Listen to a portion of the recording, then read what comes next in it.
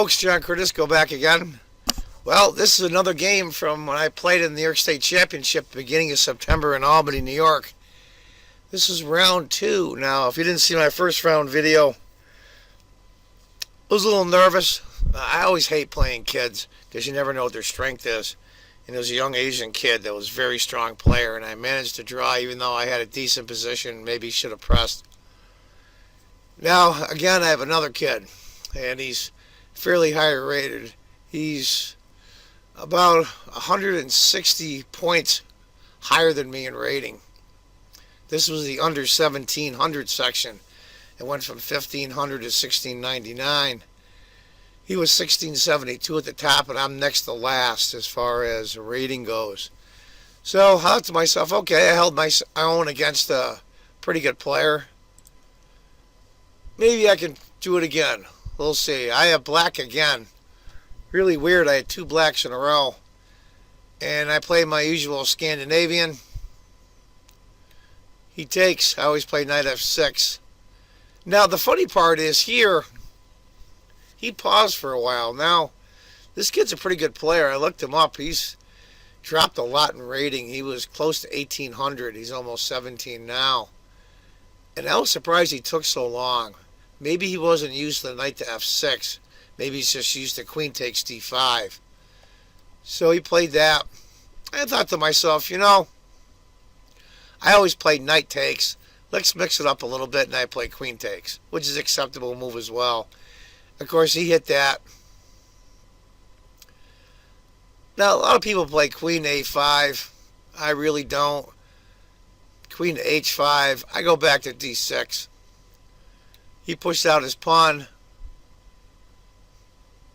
I probably should have went knight to c6, but I decided to go c6 instead, because to be honest with you, later down the road, this knight coming here is a big pain in the behind, and that stops that.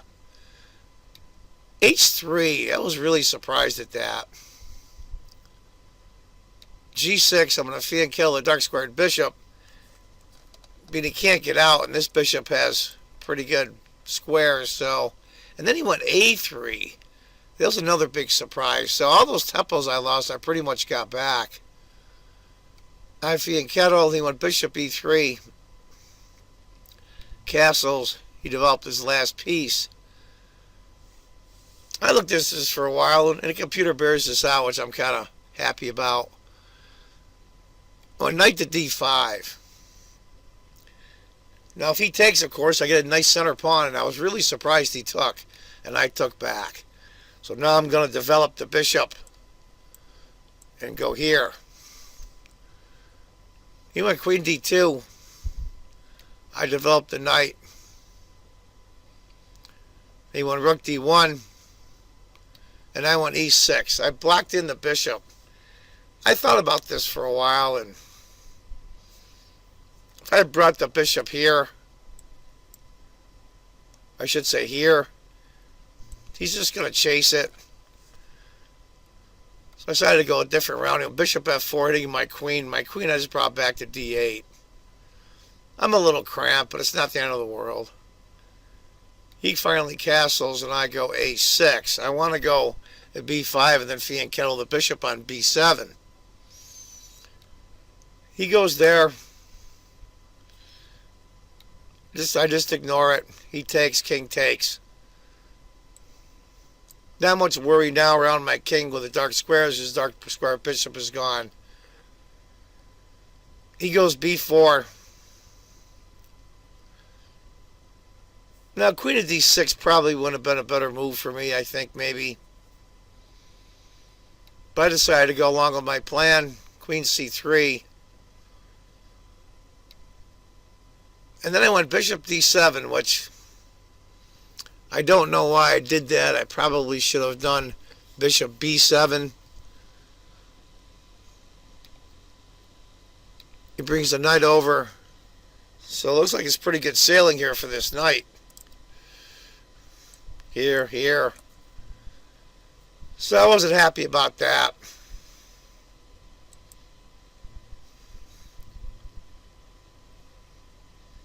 Probably should have moved the queen to b8 maybe. f6. I decided to bring the rook over. And this is what really surprised me here. I think he was afraid of that pin.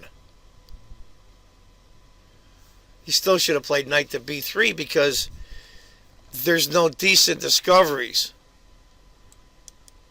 Even if I take something with this knight, a queen can just take. So where would a good discovery be? When he moved the queen, I think he just didn't want that pin. And that dropped his score a lot.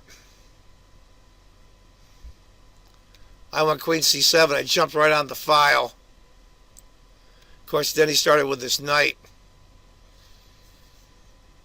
And this is where I should have went e5. I got a little panicky. I'm thinking to myself, I don't have a dark squared bishop. How am I possibly going to challenge this knight? And my thoughts were knight here, knight here. So I went knight to d8 to do that. I lost all my advantage. Knight c5. I went queen up. a4, rook e7. He's just taking over the game. At this point, I'm just disgusted. So now I'm thinking, I'm blowing this game. I'm on move 23. Went from having a 1 1/4, 1.5 pawn advantage to being behind a pawn and score, according to the computer. I was pretty disgusted. Probably what I should have done was takes.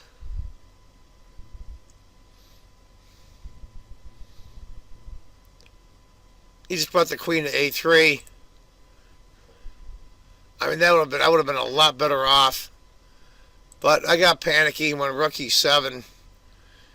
He took my bishop, which I was real happy about. Finally got rid of that knight because he was a pain in the butt.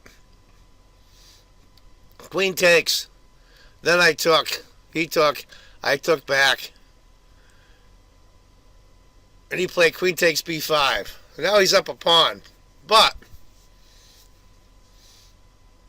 all the smoke is cleared. I could have probably played queen takes, bishop takes, rook takes pawn. So I take the pawn right away. But he backed off, trading queens, which really surprised me. So I immediately went queen to c8, because now I want to bring the other rook over and get this going. Queen e3.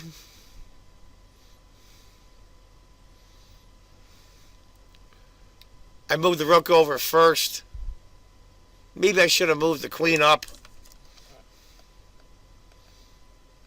Maybe offered the trade and then doubled up, but I wanted the guns right on that file. b5. I moved the rook to hit the queen. He's got a block.